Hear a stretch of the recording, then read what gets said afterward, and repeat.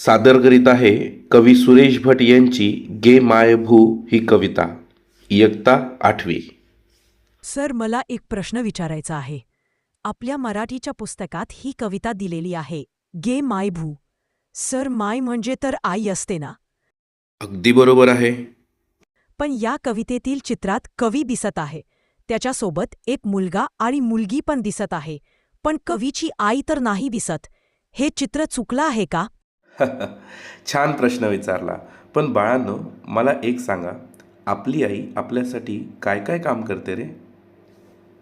Sir, आई आपल्याला वाढवते. आई आपल्याला पोटभर जेवण पण खाऊ घालते. उन्हात जेव्हा आपल्याला त्रास होतो तेव्हा आई तिच्या पदर आपल्या डोक्यावर ठेवून सावली पण देते.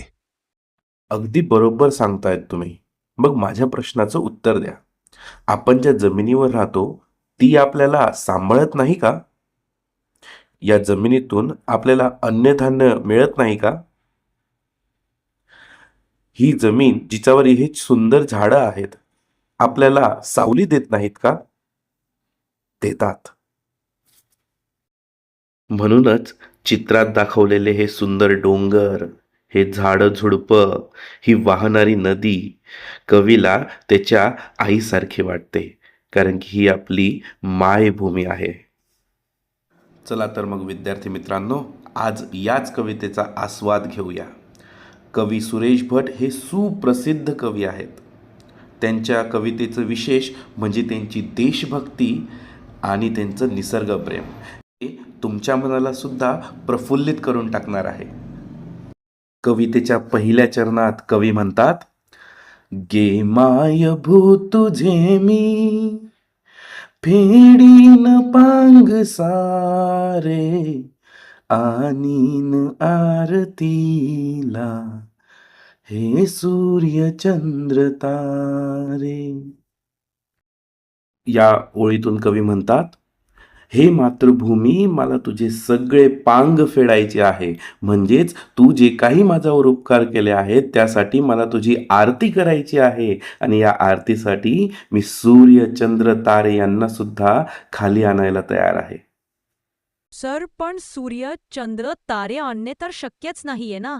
हो, हे अशक्य वाटणारं काम सुद्धा कवी करायला तयार आहे, कारण की त्याला त्याच्या या मातृभूमीचं आरती करायची आहे, तिचे पांग फेडायचे आहेत आणि त्यासाठी वाटेल तितके कष्ट सहन करायला कवी तयार आहे.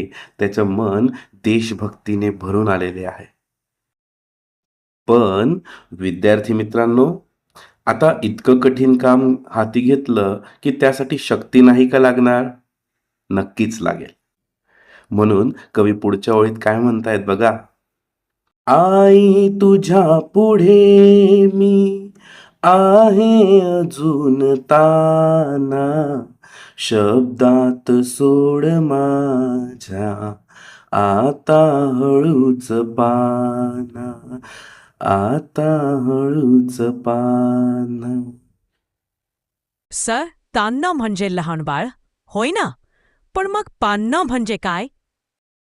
पान्हा पान्हा म्हणजे दूध. कवी म्हणतात की आई हे भारतभूमी, तुझ्या पुढे तर मी अजून तान्हा आहे, म्हणजेच लहानसं बाळ आहे. असणारच, प्रत्येक आईसाठी तिचं बाळ लहानच असतं. पण तुझ्या या लहानशा बाळाला तुझ्या आशीर्वाद रूपी दुधाची गरज आहे. तू जर मला तुझा हा आशीर्वाद दिला तर माझ्या शब्दांमध्ये तुझं तेज अवतरणार आहे आणि त्यातूनच मी तुझ्यासाठी वेगवेगळे कामं करणार आहे आई. विद्यार्थी मित्रांनो, जर या मायभूमीसाठी एवढे मोठे काम करायचे असेल तर थोडे कष्ट सहन नाही का करावे लागणार? नक्कीच करावे लागेल. हो सर, कोणतेही काम करताना आपल्याला काही समस्या, कष्ट, त्रास तर होतोच. म्हणून कवी पुढे म्हणतात,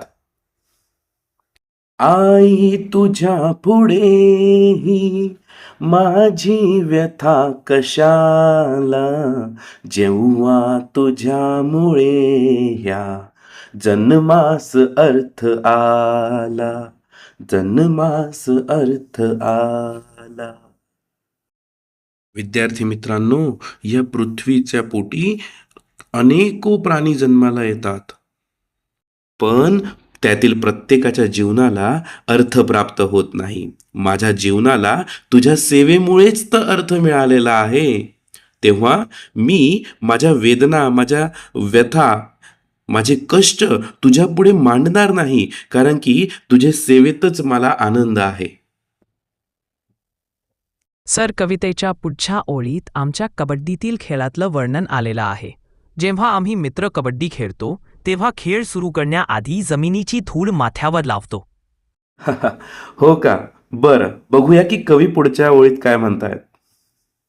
मी पाय धूळ घेतो जेव्हा तुझी जराशी माझी ललाट रेषा बनते प्रयाग काशी, बनते प्रयाग काशी.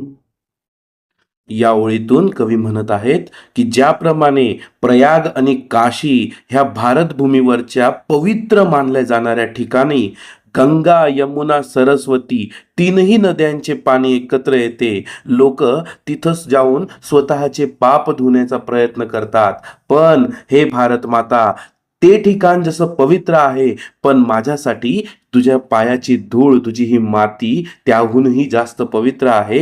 जेव्हा ही माती, ही धूळ मी माझ्या ललाट रेषेवर लावतो, म्हणजे माझ्या कपाळावर लावतो, माझं नशीब जे आहे ते अतिशय पवित्र होऊन जातं. माझे सगळे विकार त्या ठिकाणी गळून पडतात.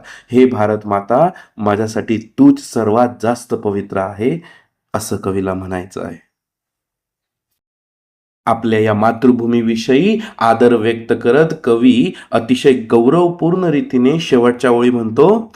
आई तुझी अशी मी गाईन रोज गाणी, माझी तुझ्या दुधाने गेली भिजून वाणी, गेली भिजून वाणी.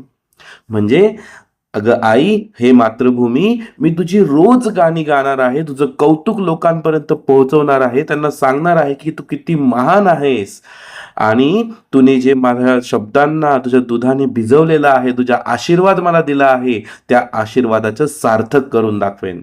लेखक हे पण सांगत आहे की मी माझ्या परीने प्रयत्न केलाय. आता विद्यार्थ्यांनो, तुमची पाळी आहे. तुम्ही या मातृभूमीसाठी काय करू शकतात ते मला पाहायचं आहे.